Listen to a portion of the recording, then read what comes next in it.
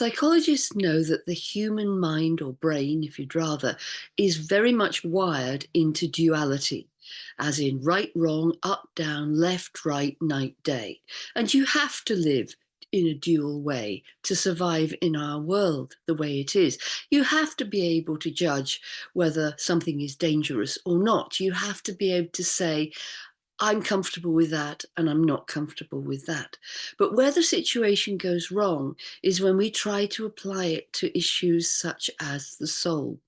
The human soul does not work in duality, it works in unity. The human soul has no problem with different kinds of belief systems or religions. The human soul has no problem with sexuality. The human soul has no issues around, I'm right, you're wrong. And as soon as we get into those issues in religion, we have got a great falling off point. We are in big, big trouble. Christianity is specifically dual when it says that Jesus is God. That is actually blasphemy. Jesus is not God. Jesus is an aspect of God. Jesus himself says things like, I and the Father are one. But he also says that we and the Father are one. And Jesus is not referred to as being God in the Gospels. That's really important to know. He's referred to as being Lord. Now, nowadays, we don't see any difference between God and Lord, but in Jesus's day and in the years following his lifetime, people understood that there were many ways to refer to the all-embracing Holy One. The first chapter of Genesis, for example, is completely devoted to God. That's the word Elohim or Eloah. Elohim is a plural. So in fact, the universe is created by a plural God, a they, them God, which really hacks off an awful lot of religious people. God is making it quite clear at the beginning, or at least the writers of the Bible are making it quite clear at the beginning, that God is diverse. Now, in the second chapter of Genesis, God becomes Yahweh Elohim. That's when God creates humanity. And mystics say that that is in fact God, or goddesses, or gods, whichever you like, because Eloah is feminine, has given birth to her son Yahweh. And from then on, Yahweh has a place in the creation process. And in chapter, I think it's 3 or maybe 4 of Genesis, Eve says, I have gotten me a son from Yahweh, not a son from Elohim. And we'll go into the first temple and second temple of the Hebrew stories much more in later recordings. However, it's really important to say that when we say Jesus Christ is Lord, we are not saying Jesus Christ is God. We are saying Jesus as Christ equates to Yahweh, the Son of Elohim. And that mind-blowing knowledge from just a little research into the Bible changes everything. It says that Christ is an aspect of the divine.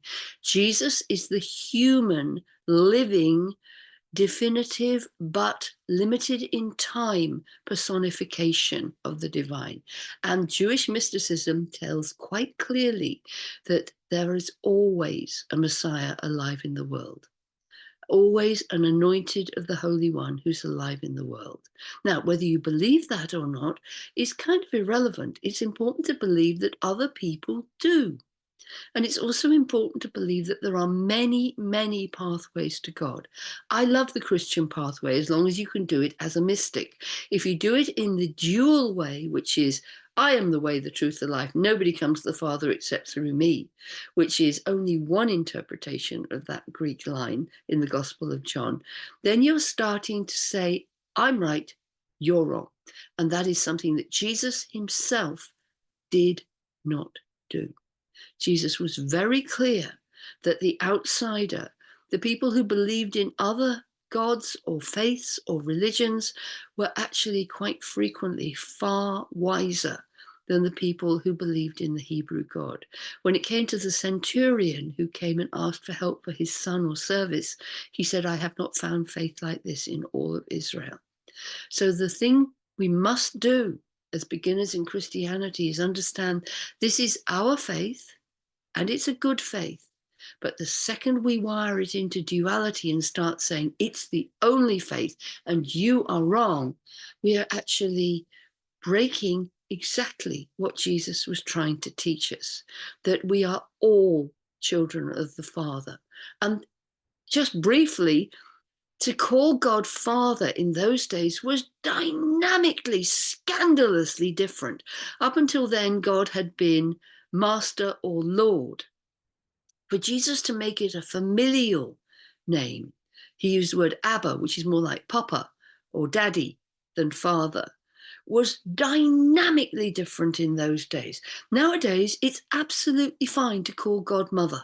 It really, really is, because all faiths must update according to their generations. And the great problem comes when they don't.